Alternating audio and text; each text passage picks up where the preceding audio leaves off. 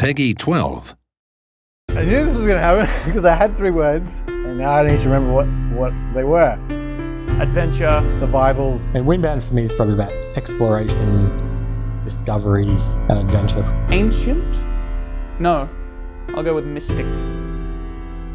Windbound is a crafting survival game that marries the experience of the open world, procedurally generated experience with a story and narrative that drives you through the whole adventure. And coupling that with you being on a boat, carrying your base through the whole thing as you go, makes it a really unique experience. So when we started, we basically just had Kara, the protagonist, collecting resources, crafting slings and bow and arrows and kind of things like that. That was great, but at some point, Mitch looked out onto the ocean that was surrounding the island and said, well, I kind of want to go out there. So at the beginning of the game, Kara finds herself shipwrecked and basically just needs to survive. She comes from a people who have made their living off the land. They're hunters and gatherers, but then they also, just as much as important as the land to them is the sea. We wanted her to be a character that was able to survive in the situation. She isn't completely out of her depth.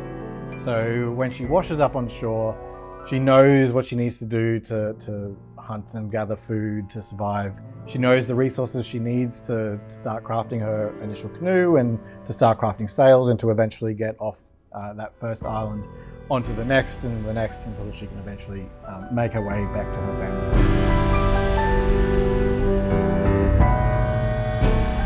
Early on, when you first start the game, you'll more or less see the same types of islands. So it is procedurally generated, but then as you play through the game, there'll be more types of islands with different biomes and different visuals and lighting.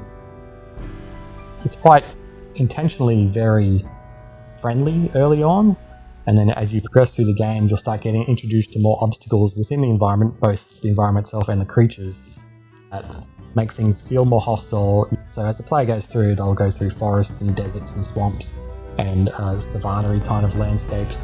And every player will see that differently, going more into the belly of the beast as you're going through it.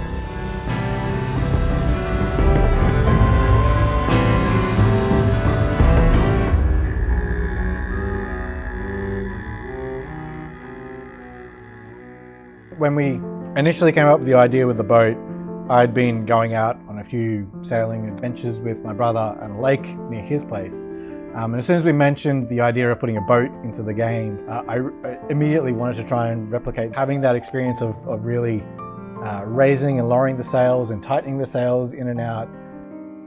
Once you get your head around how that actually works, is really rewarding and a really fun experience.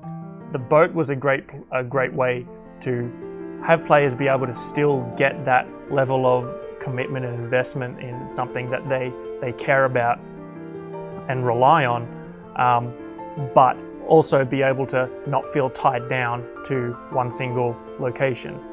Obviously there are still risks involved, like you've got reefs and you've got rocks and you've got waves and all that sort of thing, which don't play nice with a boat, but you're never tied down to one place. You rely on your boat to not only collect resources, but it's also your way to get back home, ultimately.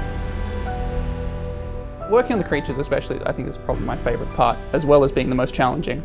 They've all got this level of kind of a bit of familiarity, but they're also very obviously distinct and different from the things you might expect to see. The blink, the sort of little rabbit thing, that's actually just me going like, and you speed it up, you get this sort of thing. Rather than being covered in regular fur, you'll see on their ears, they've got like these sort of, we call them blink fronds. They're almost like a feathery type of thing. And you'll use that for crafting your arrows and things like that. Pond wampers, which will fire toxic sort of sludge at Kara and temporarily poison her or anything else that's around. It's got this big burp, it does. And so I actually had to do this sort of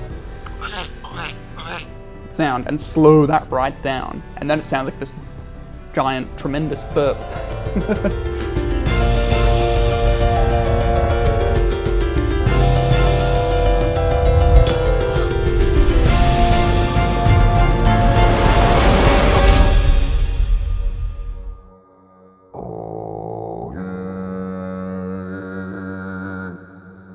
Having the Nautilus there was one of the things we had right at the very beginning. The idea of having this big creature that played some part in the story and how you got through the world was something that was there right from the very beginning. The Nautilus, she finds out more about it as she plays through the game, and more about the world that she's in and the nature of the storms and everything around her. It's obviously got a lot of power behind it. It's something that gives the impression of being ancient.